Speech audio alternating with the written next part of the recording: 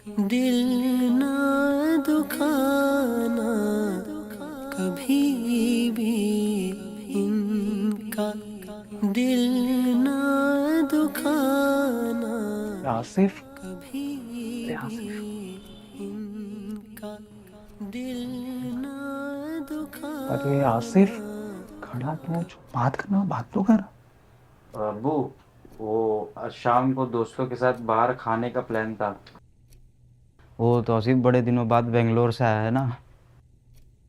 सुनो, ठीक है, जाइए, लेकिन जल्दी आ जाइएगा। अगर आप देरी से आएंगे तो दरवाज़ा नहीं खुलेगा। दिल ना दुखाना कभी भी इनका। अरे आसिफ भाई, तेरे ही अब्बा है, खड़ा क्या है? सुना नहीं? चल जल्दी वापस भी आना है। चल चल चल चल। एक बात बता, तू अपने अब्बू को ऐसे क्यों देख रहा था, मुस्कुरा कर प्यार से?